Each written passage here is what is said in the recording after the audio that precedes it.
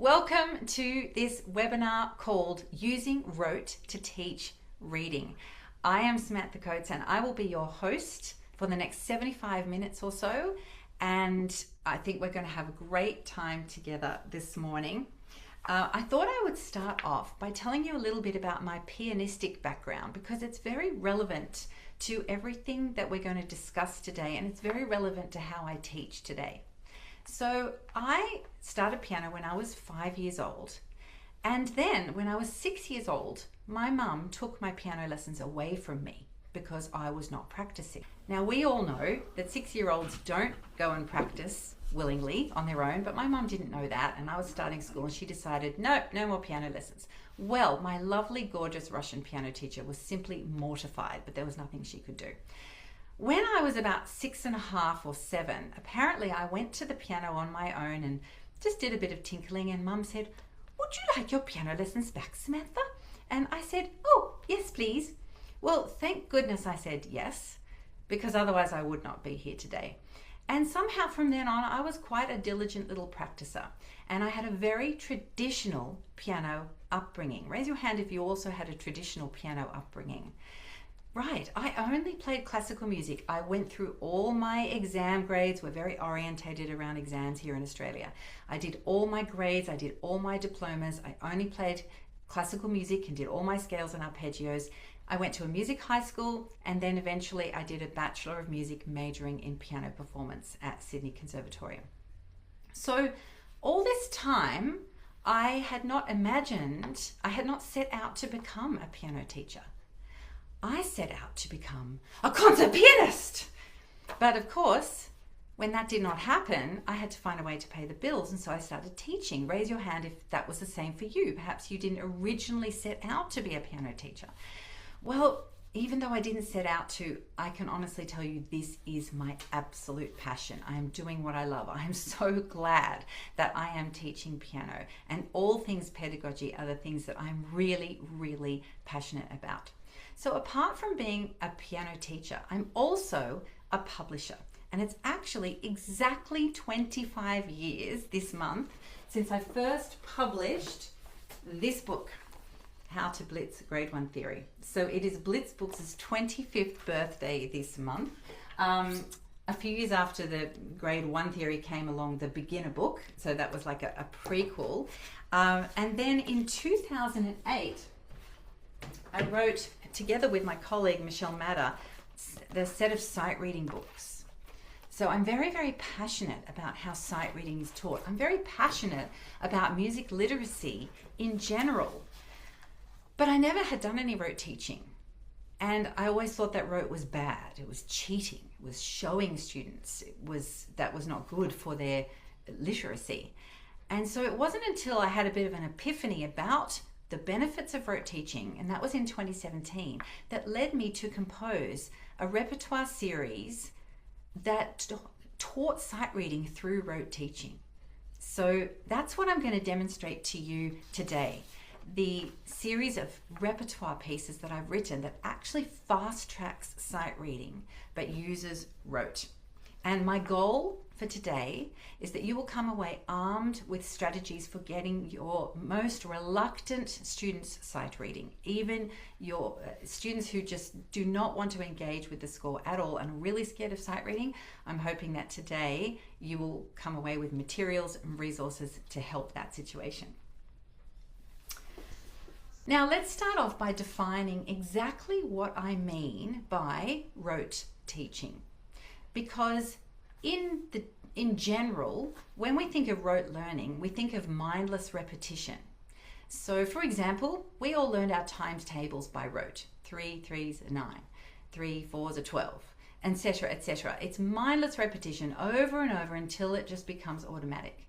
But in piano teaching circles, that's not what we mean by rote learning. Rote teaching means we're just basically copying the teacher.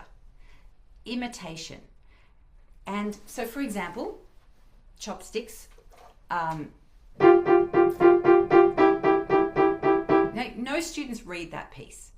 they're all shown how to do it. And when I shouldn't say no students, I should say no people read that piece. Often it's taught, chopsticks is taught by, the teenager down the road. The same with something like Heart and Soul.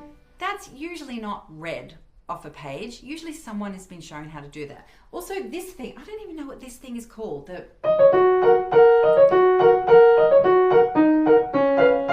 I just call that the black note thing. The thing about rote teaching is that it's copying. And I used to be very reticent to do any sort of rote teaching with my students because I was worried if I showed them how to play something that would mean they wouldn't read. And also, you're probably even a little stressed when you hear. If there's a stress reaction inside you like there is of me, it's because when we hear that music, we associate that with someone who can't actually play the piano very well. We associate it with someone who cannot read music. And for that reason, I think that is why rote has got a really bad reputation. We associate it with music illiteracy. And that's a shame because actually there are a few fantastic benefits of rote teaching. So if we look at a scale of 1 to 10 and say that teaching purely by notation and never ever showing a student what to do is a 1, and then teaching only by rote and never ever looking at a score is a 10, where would you be on this scale? Now, I can tell you that for the first 32 years of my teaching, I was a 1 on this scale. I never would let my students play anything unless they'd read it off the page because, as I said before, I thought that was the path to getting them to read properly. But now I would put myself at about a 4 or a 5 on this scale. There's rarely a time, and maybe you could put a number in the chat of what number you think you would be. So if you only use notation, then you're a 1 if you never show your students what to play. And if you only do rote teaching, then you're a 10 if you never look at a score. And I can see that a lot of the numbers coming through now are between 1 and 5, which is kind of what I predicted would happen. And even if you're closer up to the 10 end of the scale, that doesn't matter at all. But I was definitely firmly a 1. And now I would put myself at around a 4 or a 5. There's rarely a time where I don't use some sort of rote teaching.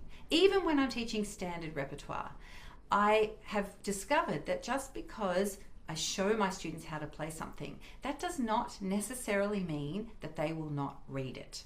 So the joys and benefits of rote teaching are definitely what we're going to go through today.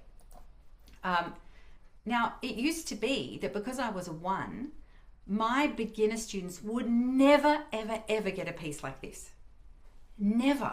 Because I would think that I would have to go through the key signature of 6 flats, ties, ledger lines, staccato. There's so many things on this page that a beginner pianist would never be able to understand. But this is such an easy piece to play if we just show them how to play it. So what would happen is my beginners would start off with a piece like this. And this, as you know, is not really a piece. It's not at all satisfying to play. But if we're requiring students to understand every theoretical concept on the page before they play something, then this is actually the type of music that they're going to be stuck with for quite a while. This is what we see in a lot of beginner method books for pages and pages and pages before students get to something interesting. So what I'm going to show you today is that I have combined the elements of rote and reading so we get more interesting pieces. If we were to imagine that these two signposts represent the benefits of rote and the benefits of reading, we can see that they're really quite opposite concepts. So when we teach by rote, we get artistry. So let's say, for example, we're not teaching this by rote. Let's imagine we're doing some sort of lovely black note thing with the pedal.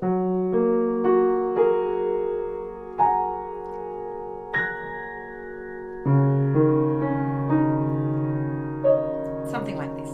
To a beginner, they've got the pedal on, they're having a lovely time, what they're playing sounds great because we're showing them what to play. So then we get artistry, we get technique. We can concentrate more on our technique because we're actually looking at our hands. We're getting students to listen to what they play because they're not bogged down by notation being up in front of them, and they're playing from memory. So all of those are fantastic skills and really great benefits of rote teaching. Now, of course, with reading, the benefits of reading are that we're scanning, we understand how to look through and see what's on the page. We are actually playing while we're looking at music, and that's what we call reading music. So sight reading really means playing while reading. We are able to do some analysis. We can see patterns on a page and we can recognize similar sections. And then, of course, that all leads to holistic music literacy. So there are benefits of rote and there are benefits of reading. And there are quite a few method books around now which have some pieces that are for rote teaching and some pieces that are for reading teaching. But what I've done with my Rote Repertoire series is brought these two concepts together within one piece. So we're going to use a little bit of rote, and then we are going to continue on and engage with the score and actually have some reading as well. And it doesn't matter that we don't understand every single theoretical element on the page. It's still the beginning of reading skills. So now we're going to go on to actually talk about a Beginner Blacks, which is the piece that you got free when you signed up.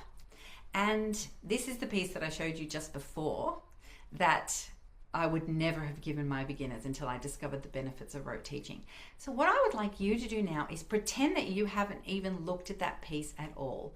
In fact, put your hand up if you have looked at the piece that you got for free. Oh, there's quite a few hands there. Okay, I was thinking that maybe you'd all been a tad too busy to look at it, but you're very organized.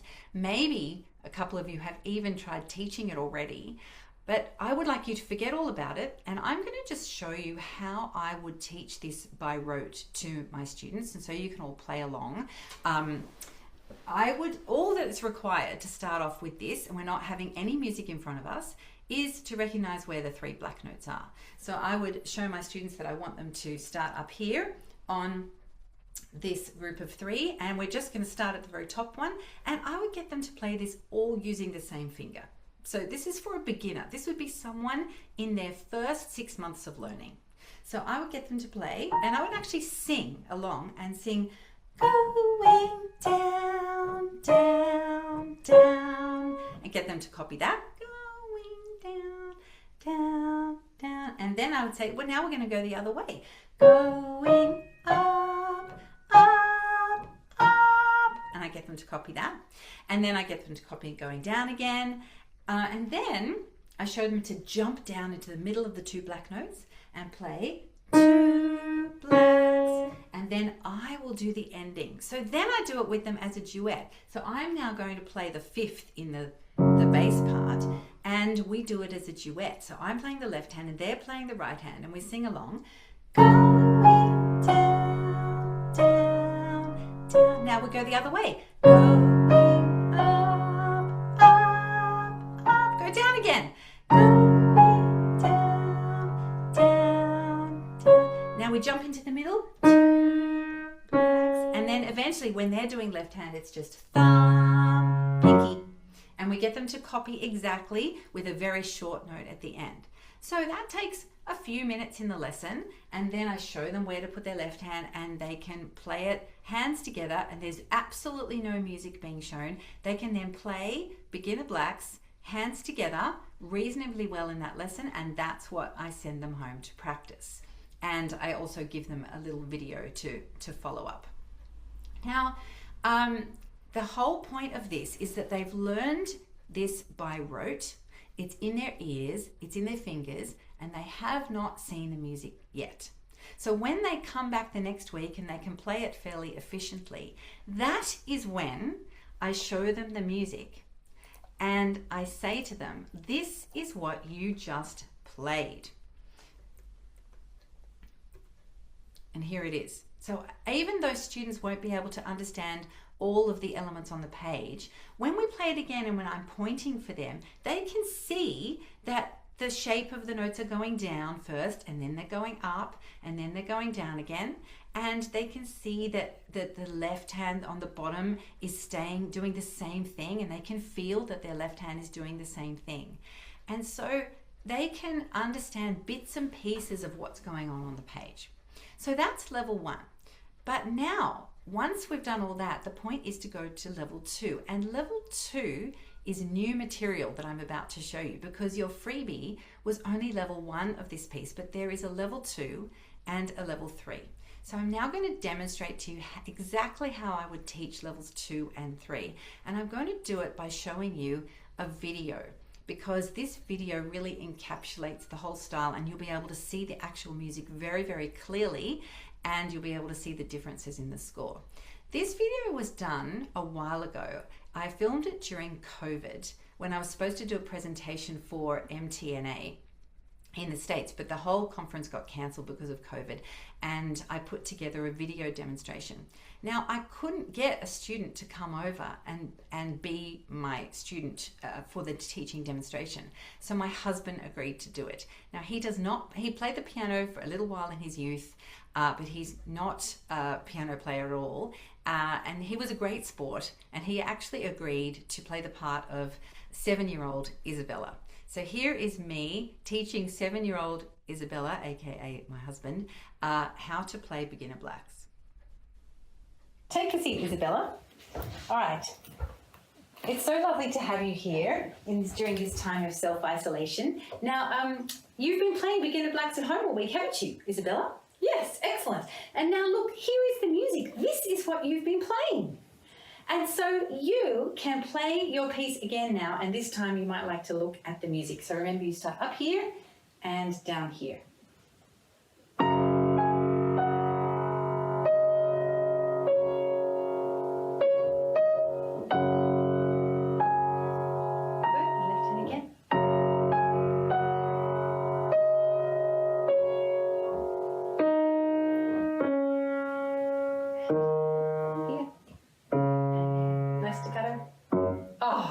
Beautiful, especially since you've been practicing that so beautifully all week at home.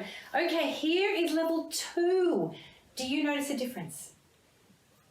There's 2 G's. There's 2 notes there, that's right. There's 2 instead of 1. How do you think that will sound?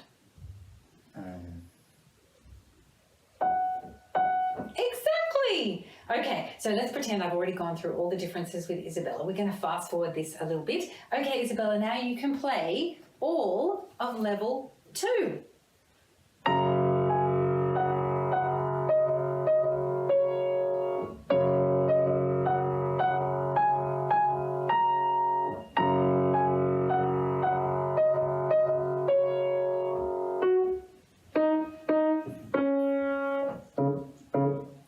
Oh, stunning staccato at the end. Absolutely stunning. That was beautiful, Isabella.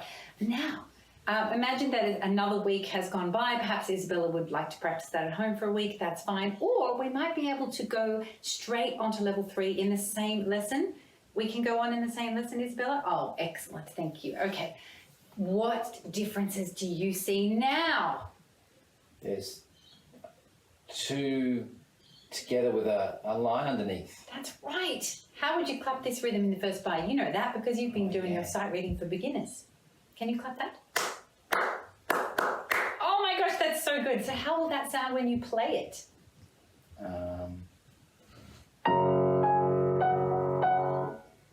That's so fantastic. That is so fantastic. Why don't you play all of level 3 now?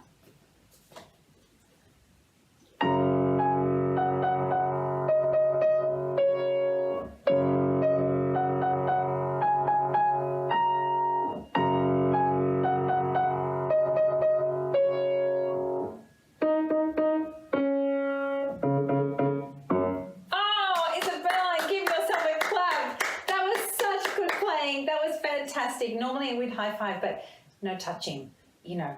Okay, well, that is brilliant. Thank you, Isabella. You may go. That was quite amusing to watch him in that wig, and I hope you appreciated the part where he just tucked his hair behind his ear. It was really funny. All right, so every single piece in my Rote Repertoire series is presented like this. It's in 3 levels. It's specifically scaffolded to get students starting off with rote and then engaging with the score. So level 1 is the one that's taught by rote. That is why there is a little asterisk there. We play it, but we don't play it with the score. We play it by being taught to copy it. So you as the teacher are demonstrating it with all the dynamics and the articulation that's on the page, and students can easily copy you. And then once they are playing it fluently, that's when we look at the score and say, this is what you just played. Then we go on to level 2, and the first thing we do is spot the differences between levels 1 and 2. So we look at the score first and then play it. And every time they spot a difference, I ask students to, well, how do you think that difference will sound? So they're scanning through, and then they can see the differences on the page. And then we do exactly the same process going to level 3. So first spot the difference on the page and then play it. And then by the time they are playing level 3, they really are engaging with the score. Even though they're not understanding every theoretical element on the page, that doesn't matter. They are still following the score and actually sight reading because they are playing and looking at the same time. So that is a demonstration of that piece, Beginner Blacks. And your first live bonus comes now. And that is that you're getting levels 2 and 3 for free. And Beth is going to put a link to that in the chat. There it is. So you can download levels 2 and 3 via that link.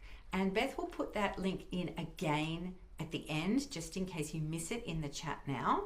But that is your live bonus. So I hope that you will enjoy teaching all 3 levels to your students.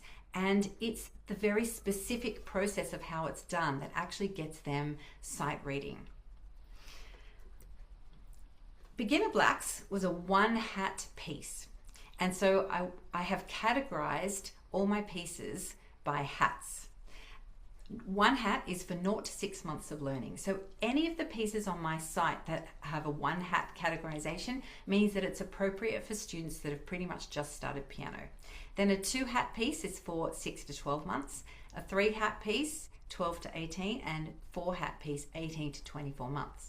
So what this means is that my entire series is written for beginners, people who are in their first 2 years of playing piano. But I actually use it with all my students because they're really great for transfer students whose playing level is much higher than their reading level, or for slightly older beginners, or even advanced students who need a quick sight reading activity. So now I'm going to show you an example of a 4-hat piece. But actually, before I do that, I would like to say that all of this leveling has been run past Dr. Julie Nerhaig of Piano Safari, because she is a teaching beginners expert. And so she helped me categorize them in terms of the levels of ability for each stage of a beginner.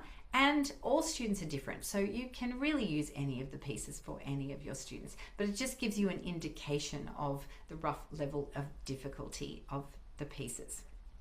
So we're going to jump to a 4-hat piece now, and this piece is called Flip Out. And I'm going to show you another video, and this one is of me teaching Flip Out to Tim Topham, and this was during a webinar that we did at the end of 2024. But the reason why I'm going to show you this long video is because this is exactly how I would teach it in a lesson. You can do all 3 levels in one lesson, and it's a fantastic sight reading activity. And you'll also see that I'm doing this by kind of what I call semi-rote teaching, which means that we are referring to the score a little bit. We are learning elements of the piece by rote, and then spotting where they come up in the score, which is really, really great for slightly older beginners, or if you have any students that are reasonable piano players but just very, very reluctant sight readers. So you will see the music all throughout this, and you'll hear Tim giving it a go. He's a great sport. So the next thing we're going to do is a 4-hat piece. And a 4-hat I'm a bit nervous now. It's a bit scarier to look at on the page, so I'm not going to show it to you yet. But what I'd like you to do is we're just going to experiment with some intervals here. So I would like you to play a C and a B flat with your left hand. Great. And then with your right hand, we're going to do the opposite of that. We're going to flip it. Can you go up to E and then the next black note, which would be F sharp or G flat? Great. And so that feels symmetrical, doesn't it? Yeah. Yeah. And now go to thumb and the next black note and the next finger, like 1 and 3. Yeah. And now go to the next black note, thumb and the next black note. Great. So there are all the notes we're going to use. Now, can you play this pattern? Can you do with your left hand softly and then the right hand both notes? So back to that first interval. Beautiful. Now a little bit louder with the next note.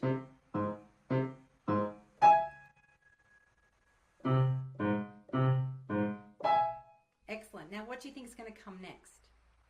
This one. Yes. Now play the same pattern with that one.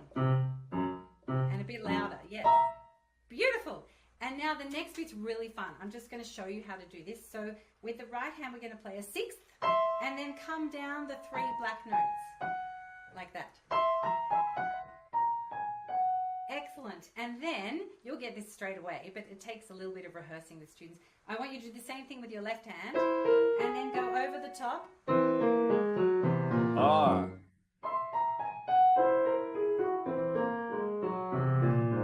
Exactly. That's a really fun. special bit. It's fun. It feels comfortable. Yeah. All of my pieces also are very ergonomic. There's nothing in like middle C position with both thumbs squished onto middle C because it doesn't help students be aligned. Okay, so that's the special bit. And now here's the ending. Can you do this? And then C, C.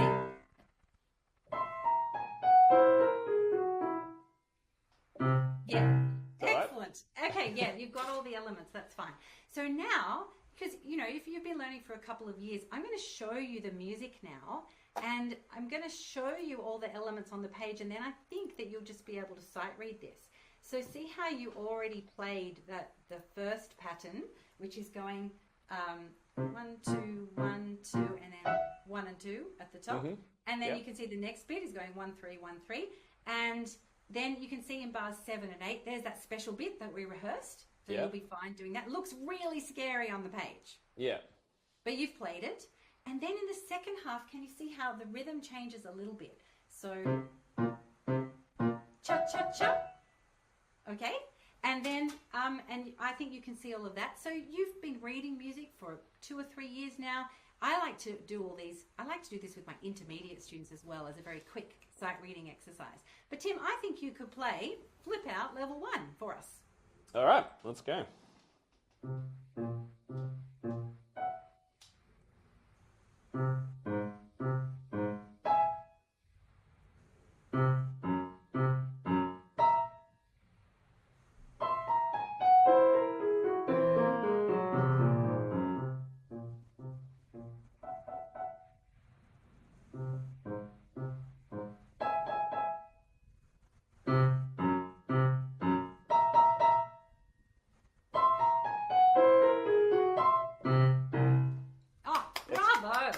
Super fun to play. That was great. Kids would love that. Feels comfy. Okay, so feels comfy, sounds quirky. It's good. So let's do this really quickly. Can you spot the difference between level 1 and level 2? Yeah, bar 6. Yep. Oh no, yeah, every right hand bit's extended. Yes, all the right hand bits. So now we've got a bit of the rhythm from level 1 going into level 2. Mm-hmm. And then it's extended a bit. We sometimes need to help our students pick out all the differences, but eventually they get it. And the idea is every time they spot a difference, you say, how do you think that will sound? What will that sound like? Let's try that bar out. So they're seeing a difference on the score and we straight away relate it to sound. And that's what sight reading is. So now you've spotted all the difference. Excellent. And let's maybe just play... let's just play the last line of level 2, because then we'll go on to level 3. Yep.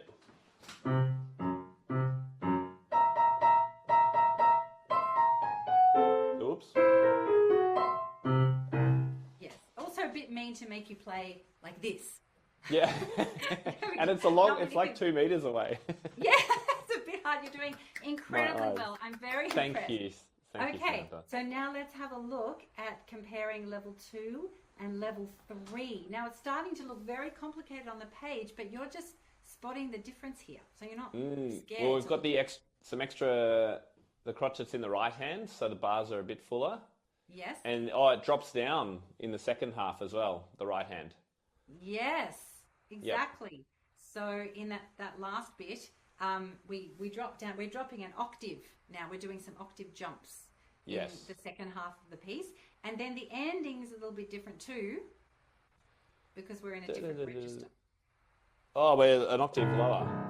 Yes, an octave lower. So we jump down, we kind of stay down. You get students to try this out. Every time they see a difference, you say, okay, what do you think's happening there?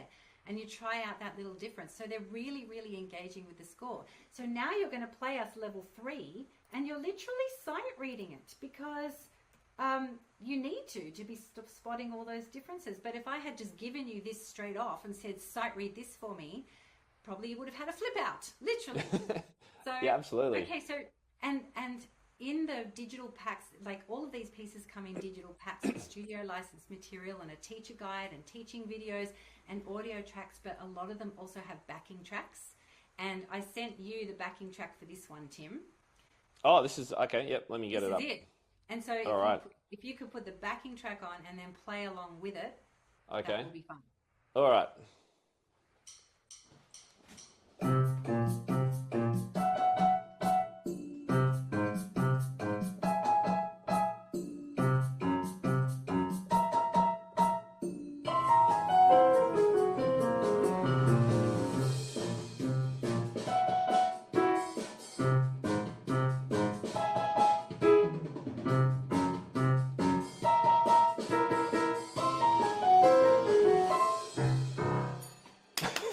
That backing track was awesome.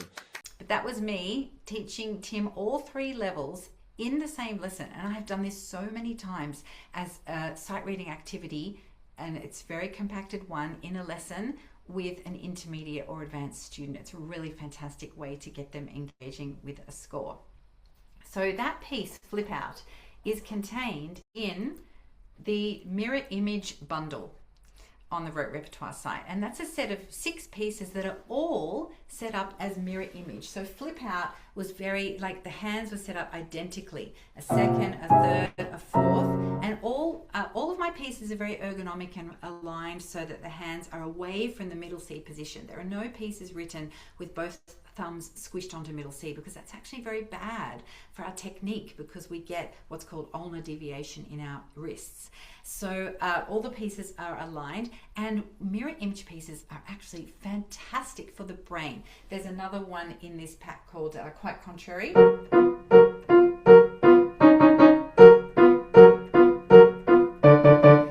There's one called Reflections with pedal.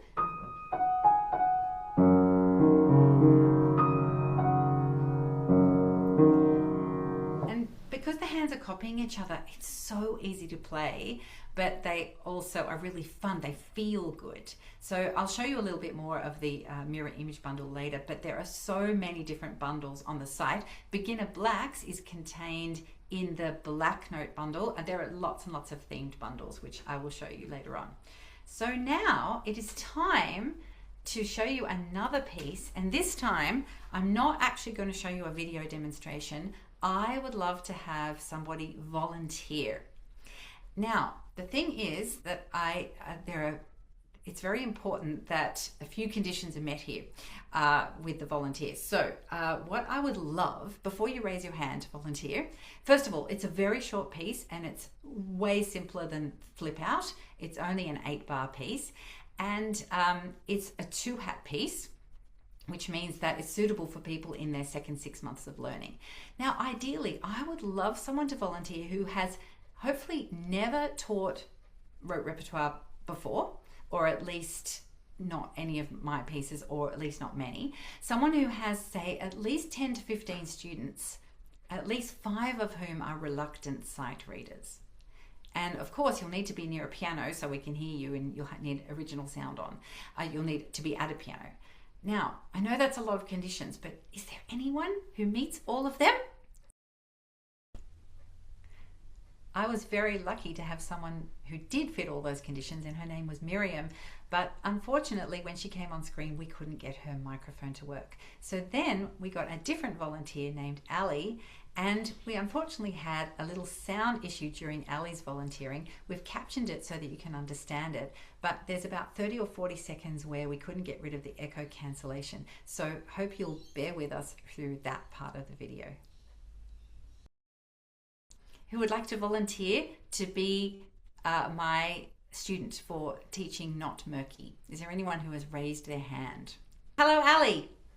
Hi. Hi, thank you for doing this. Now, when you say you've taught rote repertoire before, when you say you've taught rote before, but literally my rote repertoire pieces, some of them, Yeah. you have. Okay, so you kind of know the process here. So that's good, because we'll go through this quite quickly because everybody will be able to get the idea. So this is a little piece called Not Murky, and we're going to imagine that we're in the same room and that you get this very quickly, because teaching by rote online is a very different beast to teaching by rote when you're in the same room, because the whole thing about copying just becomes so much more difficult. But we'll pretend that Ali and I are in the same room. So can you please play me, can you put pinky on E and thumb on B, so a fifth with your left hand, and the same with your right hand, thumb on E and pinky on B, those two. Beautiful. Okay, so now can you play, we're going to do left, right, left staccato. Here we go. Beautiful. Now can we have left, right, we're going to have F sharp, G sharp, D sharp.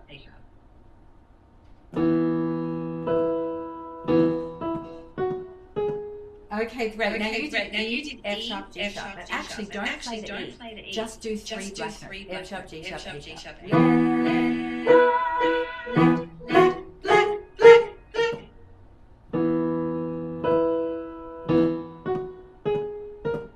Perfect. Okay, so now can we do two in the left hand, then two in the right hand? So double, then left, three black notes.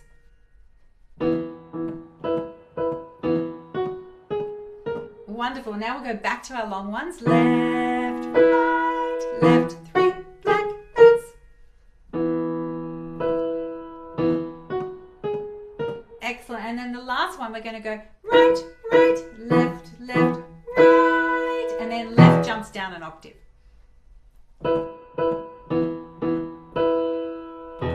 Excellent. Now, obviously, it takes a little bit more than that to do that with a student in the lesson, but I want you to also imagine that I have sent you a recording in advance to listen to, so you're a little bit familiar with it.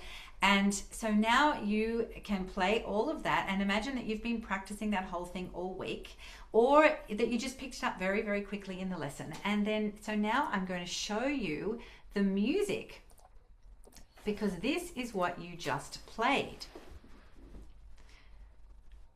Oh, it looks so complicated. We go left, right, left, black.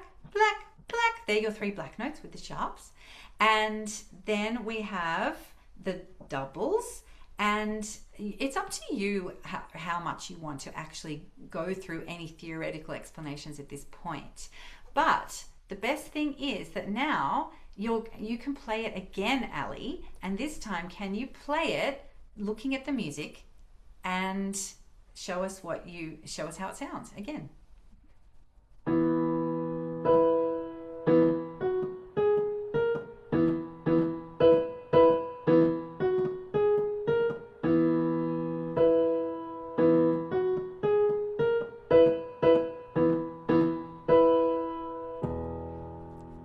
Perfect. And that last note, it has a little sideways arrow on it, and that means we're going to play it louder and we're going to play it not too long. Perfect. That's excellent. Okay, so you've looked at level 1. So now I'm going to show you levels 1 and 2 side by side, and I would like you to tell me what differences you see in level 2. So in measure 2, they have that little bar on the top and they look more smushed together. Exactly right. That's exactly how a student would describe it as well. And so how do you think that will sound? Because now we've got this rhythm about...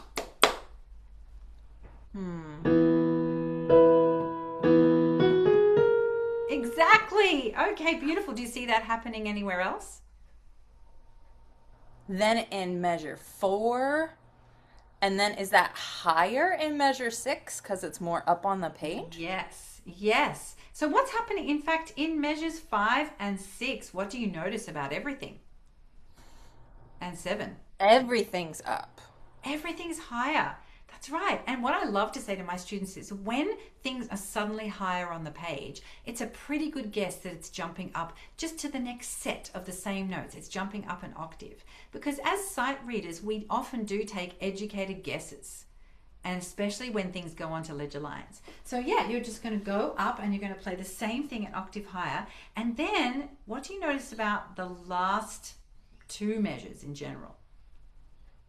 Oh, it's jumping all over the piano. It's jumping all over the place. That's right. So we might need to practice that bit. We've got right, left, then going over. And then we practice that bit. Oh, that's so fun. Beautiful. I feel so so now fancy. can you play us all of level 2?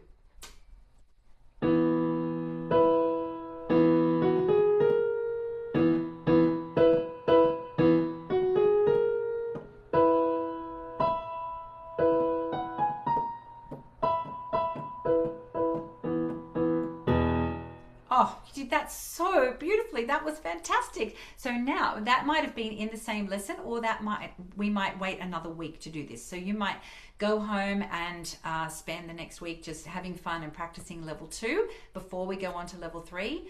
You can judge how your student is coping in the lesson, but because you're so quick and fantastic, Ali, we will go straight on in the same lesson. So now, can you spot the difference between level 2 and level 3? Now we get to jump up and down all over.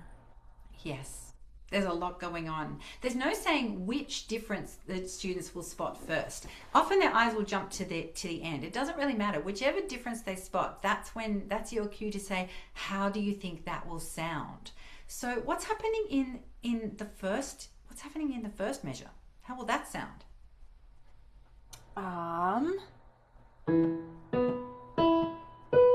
Exactly. That's right. So we have got all the same notes where our hand position is already set up, but now we're just seeing that it's laid out differently. That's beautiful. And then what's happening in measure 2? I think there's a lot more fast notes. More fast notes. Yes. So it's going up and back. A lot of students say, oh, it's going up and down in measure 2. So what's really interesting is, sorry? Oh, I just have a lot of students with these ones who jump in and they wonder, like, why are these dots here? Oh, which is so cool when they start asking about dots and we say, well, it means to play in a spiky way, play staccato. It's so cool to be able to answer their questions as they come up when they're already engaged with the score. But it's interesting that you played this in bar 2. And I have piloted this piece so many times and I've taught it to so many students and they all do that for the going up and back. And I've never ever had a student who saw that the sharp signs disappeared and then played. No one has ever played that. They all just go back up and down the sharps because that's what's ergonomic and that's what's comfortable. And then we can, if you feel like it, we can say, and you did exactly the right thing. You kept playing those sharps even though the sharps have disappeared on the page. You can bring their attention to that or not. So now that you've spotted all the differences with level 3, can you now play us level 3?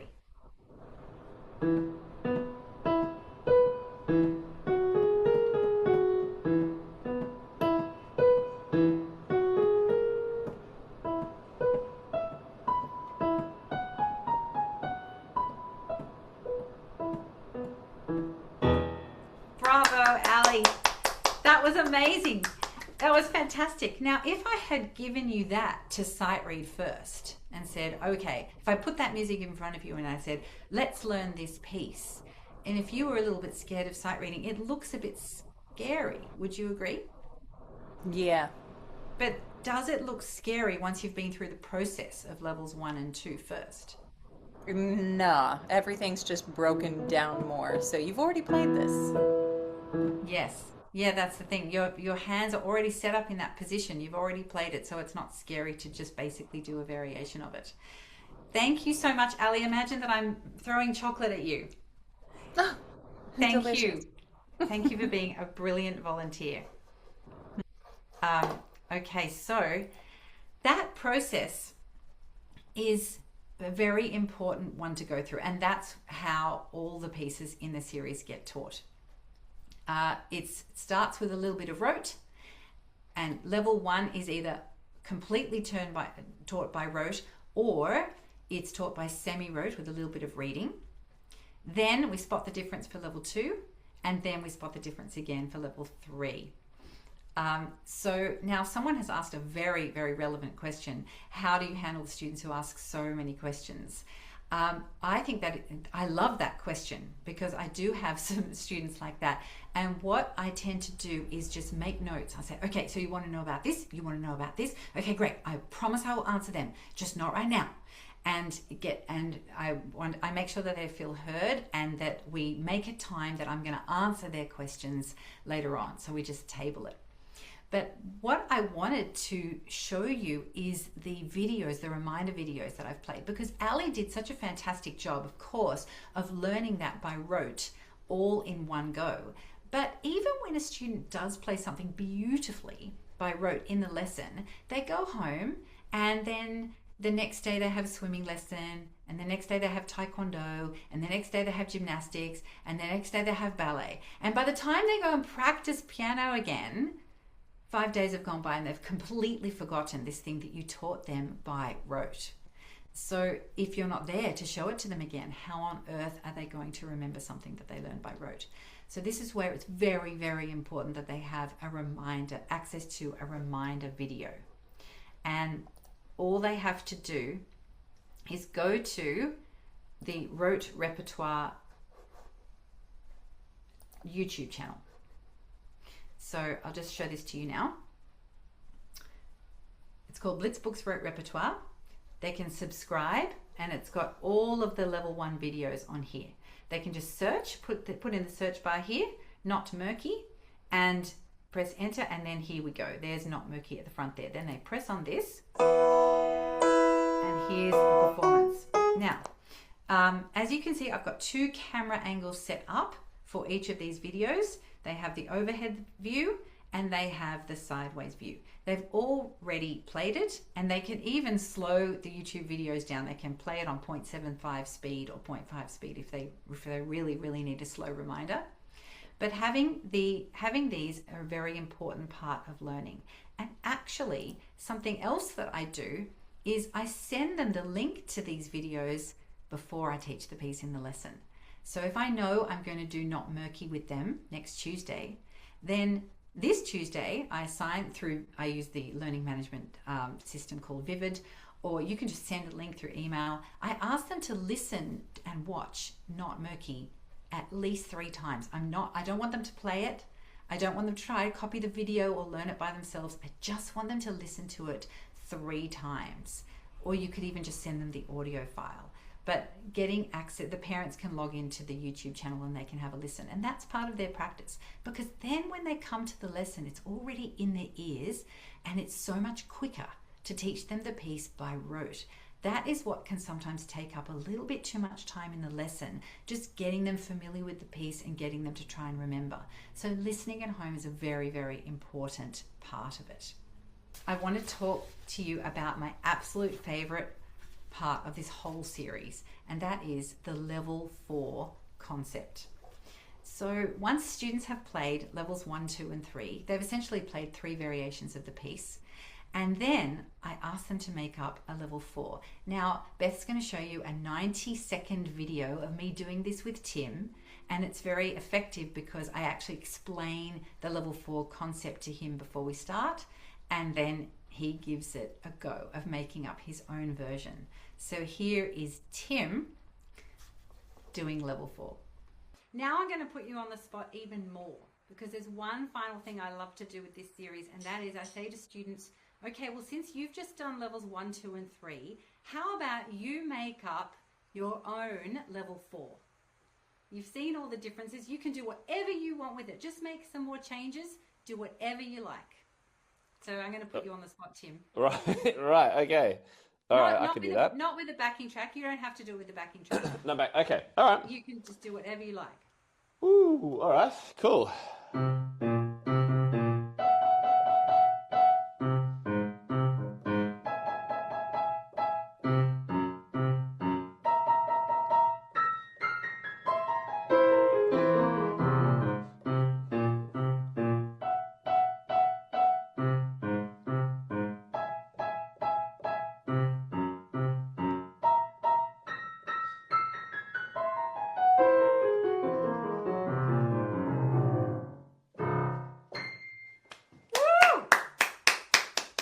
Bravo!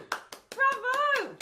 Okay, now for those Thank of us you. watching, we all know that Tim's very good at that, but Tim, can you imagine your students being able to do that if they've just done levels 1, 2, and 3? 100%. It's like an improv activity. It is, but it's got so many safety sort of scaffolds and barriers. It's like the bumpers are up on your 10-pin bowling that you were talking about before. So you have such a framework. It's going to sound great. What you do. I think it was lots of fun to do. So Tim did a great job there, but now I want to show you some real life examples, because we know that Tim's pretty good at making stuff up. It's just that I do this with all of my students, and they're not scared of making something up because they have played 3 different iterations of the piece already. And sometimes I give them a tiny little idea of what they might do next, and then they often just run with it. So if we were to go back now to Beginner Blacks, which is your free piece, and level 3 sounded like this.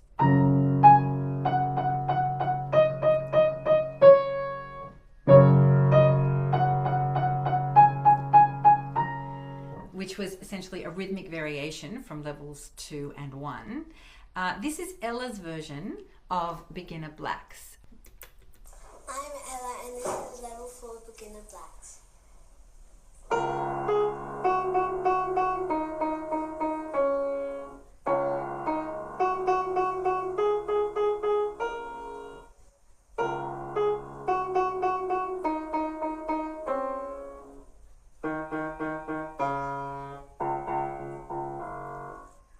Gorgeous, thank you. So all Ella did was yet another rhythmic variation, and she also changed the register. She played it in a different octave. She absolutely loved doing that. That became her favorite piece that she just wanted to play again and again and again for about a month. She felt a sense of ownership, a sense of agency with that piece because she had made up her own version. If we go to the piece Not Murky that I taught Ali before, which is the one that sounded like this.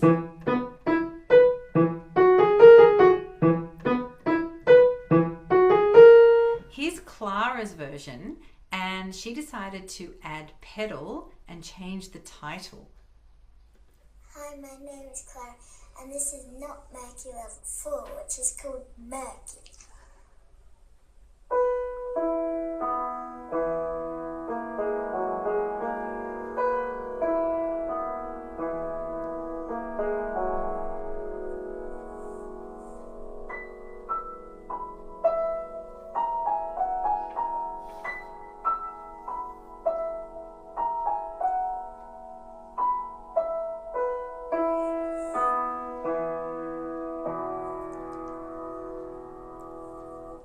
Love it.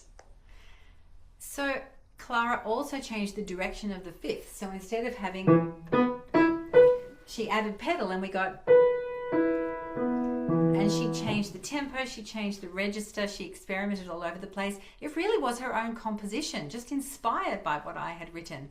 And when students change the title, that's when they really, really take ownership and they're really engaging with music. And this is what piano teaching is all about. And I never used to teach like this. And actually, when I first started writing the Rote Repertoire series, I was writing it as a sight reading tool but it has started to become a creativity tool as well. Now here's one more. This is also a variation of Not Murky, and this is Lauren. She's an early advanced student, and she'd been playing some pieces in 8/8, and that inspired her to make up an 8/8 version of Not Murky.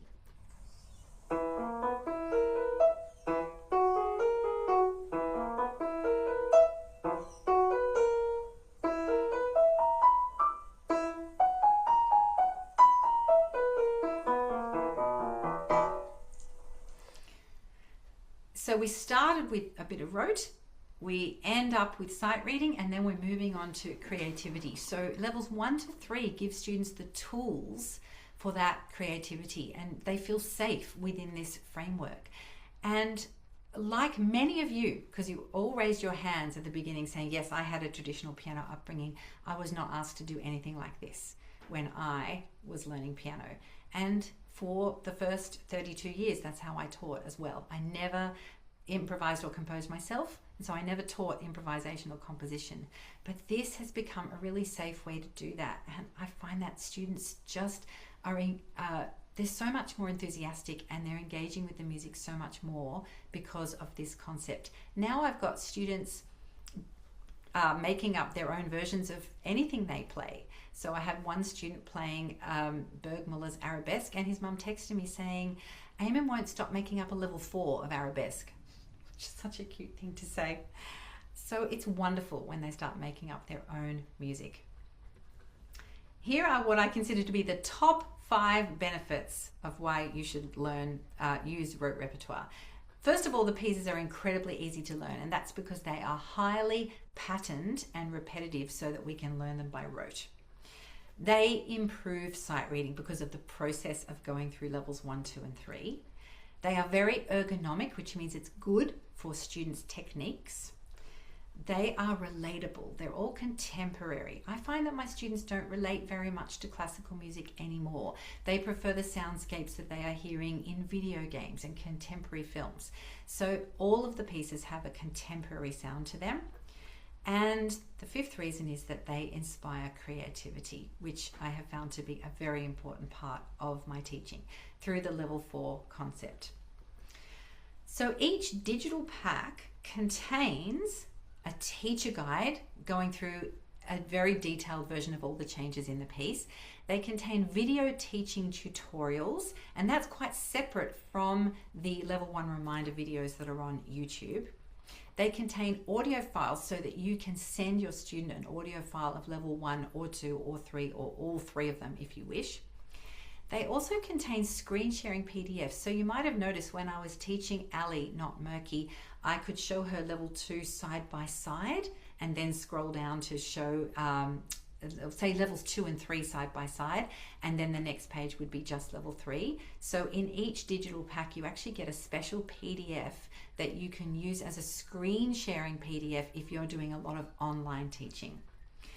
In some packs there are backing tracks, so there is one for flip out, but I'm gradually adding to the catalogue all the time, and in some packs there are duets, which are also really fun. So I'm always updating packs or adding new pieces, and the catalogue is growing all the time. I would actually like to show you one of the video teaching tutorials, and it's for a new piece. Even if you are very familiar with Rote Repertoire, even if you're a lifetime member and you've seen all the pieces, you won't have seen this one yet because it is a brand new release. It's called Major Disagreements, and we're going to show you this video now. It goes for 3 minutes, and this is just me explaining the piece. So the first thing you're going to see is a performance of level 1, and you'll see the score scrolling. Then you'll see me doing a tutorial of how I would teach this piece and the important concepts of the piece. So this is for level 1.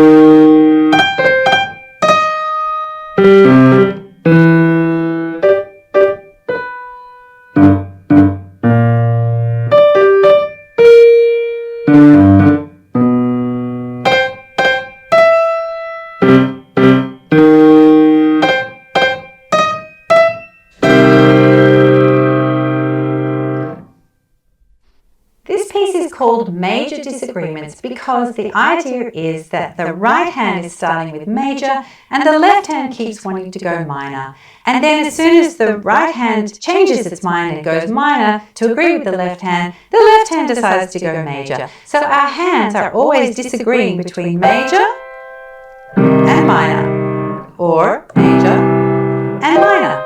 So it's a really fun drill with students to actually experiment with the sounds of major and minor, and to do this in the different formats of the piece. So sometimes we have outside notes and inside notes. Sometimes we have it with a bit of rocking.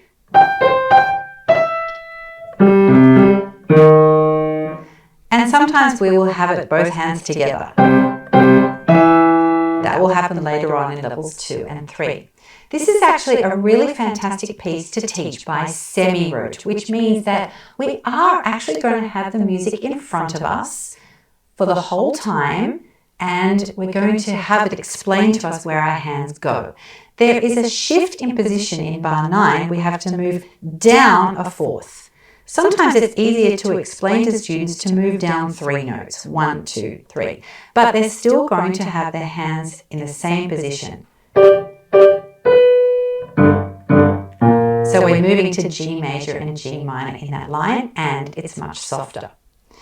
So instead of teaching it completely by rote without any looking at the score, we're actually going to have some bits taught to us and then look at the score while we play level 1.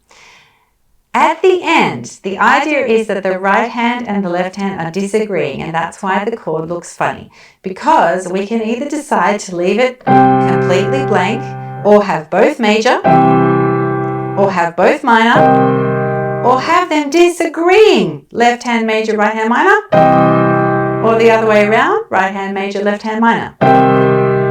Which of course sounds terrible, but we are hoping that our students think it's funny.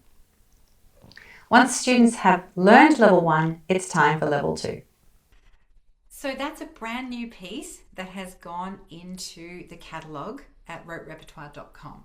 Now your last live bonus is coming soon, but I just wanted to talk to you about where you can find these pieces. By the way, the video that you saw, that's only for level 1 of the piece. There's a separate video tutorial for level 2, another separate video tutorial for level 3, and another separate video tutorial for level 4 composition ideas.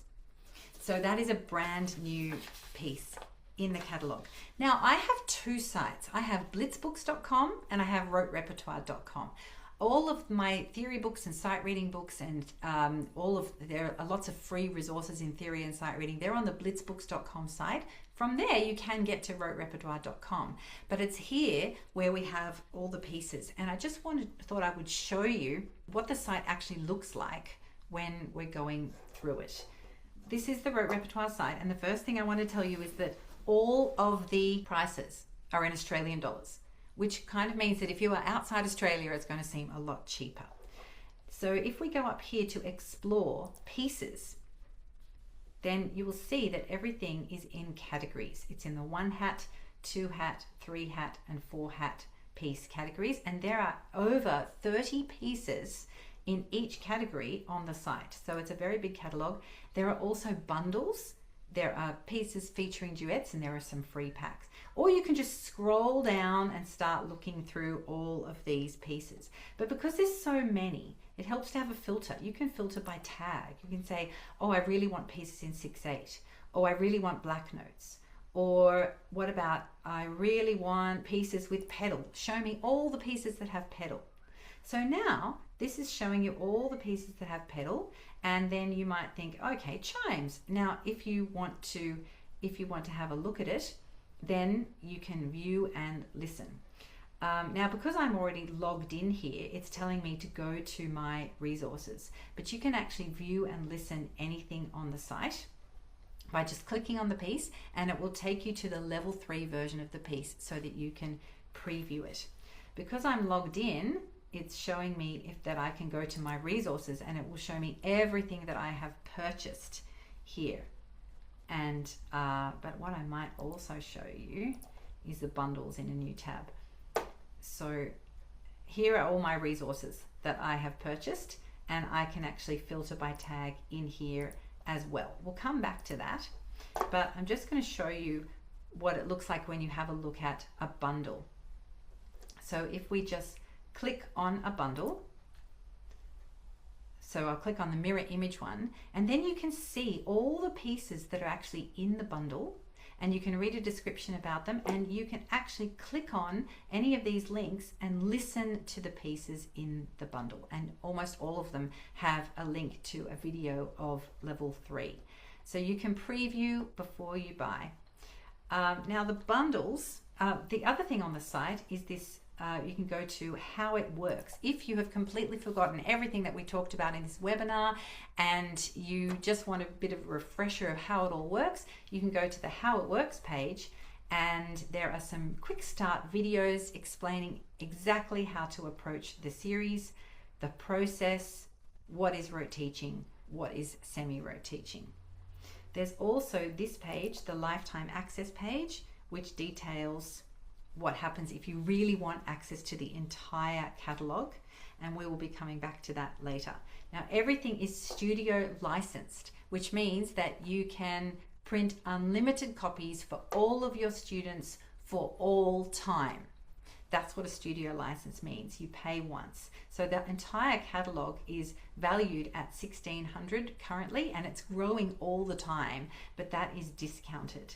Now, this is actually going to be further discounted today. So you get, there's a special of 20% off everything, and the bundles are particularly economical.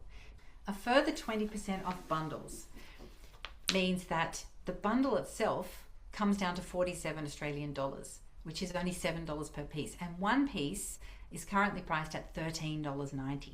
So that is basically half price. Now that would come to 31 US dollars on the current exchange rate, 27 euros, or 23 Great British pounds. And so you would use the code ROTE20 when you are checking out, ROTE20, and that is valid for the next 10 days. So the bundles are really quite cool. Now, when you are logged in and looking at your resources, I just want to show you what the materials actually look like when you are logged in.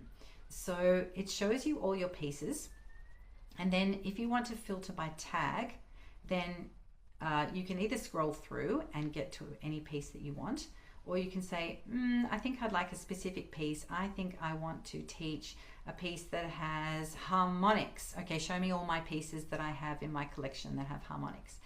There's black holes and eerie echoes. Okay, so now if I click on black holes, it's going to show me the actual support materials. So there they all are, the video teaching tutorials for each level. So you saw an example of that with the major disagreements video, and then the composition ideas. And then if you scroll to the bottom of that and you click on the downloads button at the bottom, that's where you get all your studio license material, all of the PDFs, all of the audio files, all of the teacher guides, and if there is duet scores and if there are backing tracks, they will all be in there too.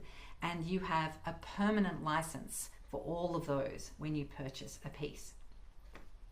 So the lifetime access is already reduced, but it does give you a permanent license. It includes everything that I add in the future.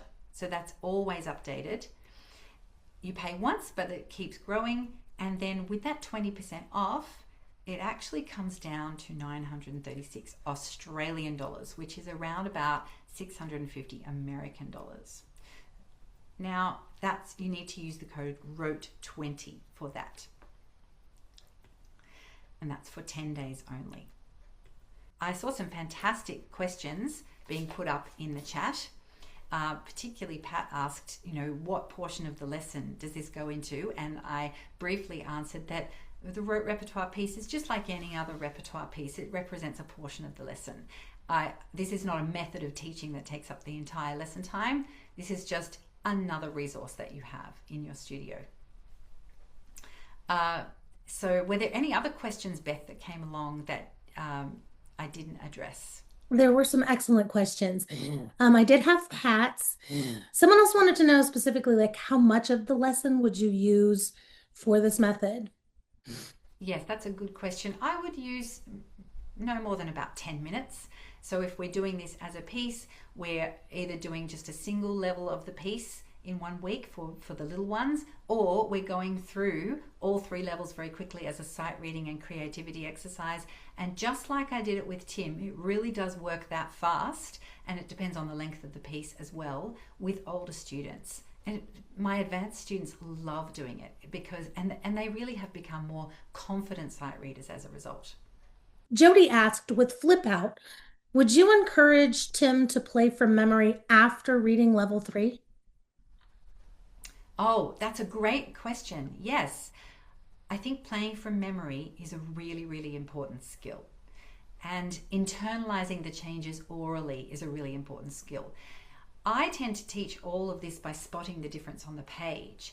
But another way you can do it, which is something that Nicola Cantan told me that she does with all her students, is she asks them to hear the difference orally. She plays them level 2 and says, what can you hear that's different? And I've now tried that quite a few times, and it's a lovely way to do it. So the point is that they're engaging with the differences in the score, and we do want them to internalize and play from memory. I think playing from memory is a really important skill. Ray has just written, seriously, Lifetime includes future pieces? Yes, it does. What you need to do is that you keep logging in and you'll see that your library increases. So that when people first bought Lifetime membership, there were about 80 pieces in the catalogue, and now there are 127 pieces in the catalogue. So yeah, it really does include everything in the future. Are there any other questions? Do you give them just one sheet of music at a time, or can she print up a few pieces, or give them a whole book at a time? It's completely up to you, but it is limited by how much rote teaching you can do. I tend to do one piece at a time because I do not want them to go away and learn these pieces by reading them on their own. I really want to have a chance to play it to them, and I want to play it to them with all the correct articulation and dynamics so that when they're copying, they are playing with all the correct articulation and dynamics. Then when they see it on the score, they're already playing it. So one piece at a time I think works really well because you go down into a little bit of a rabbit hole, and it's really fun just drilling down into one piece and then doing the level 4 of that piece. Now it could easily be one piece a week, easily. But my students have their other repertoire pieces as well. They engage in some very traditional repertoire, but a lot of other contemporary repertoire. I'm a huge fan of Chrissy Ricker, Jason Sifford, and Elisa Mills getting 2 pieces. They all have like a lot of other things going on. Their rote repertoire piece will just generally be one of their practice tasks. Miss Lisa asks, in relation to level 4, do you try to explain to your student after they've created their level 4 what they've done? For example, changing the meter, changing the octaves. Yes, that I do try to explain that. I get them to play their level 4 to me, and I listen to what it's like, and then I play it back to them and say, okay, now let me guess. I think you did this. I think you put your right hand up an octave, and then I'll play that. And I think you also changed the rhythm a little bit, and then I'll play that. And they're like, yes, I did do that. I did do that. So I make it an exciting interactive experience when I'm sort of analyzing their level 4, and then I get them to play it for me again. Occasionally they're just making it up on the spot in the lesson and they can't remember what they did, but that's improvisation. That's great. Like anything that they do is great. If we're really trying to mold it into an actual composition, I do try to get them to play it the same way twice in a row. But I would like to reiterate that I never used to teach like this. I do not consider myself a composition teacher at all, yet I'm somehow teaching composition in the lessons, and it's so fun. And I actually have a much higher retention rate now than I used to, and I think it's because students have ownership and agency over their music. Brenda asks, would you recommend teaching from a method book such as Piano Adventures along with rote for a 5-year-old beginner? I don't tend to use method books myself because I find that most method books are reading books, and we get so bogged down in the notation, and it's full of those very unsatisfying little pieces, and a lot of method books start with both thumbs on middle C, which I don't like. If I was going to recommend a method, I would recommend Piano Safari because they have some pieces that are for rote as well as some pieces for reading, and they're very into technique and having hands aligned.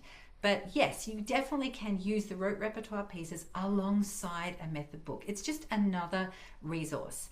If I were to use a method book, I would definitely make sure that that was not the only resource that the student was using.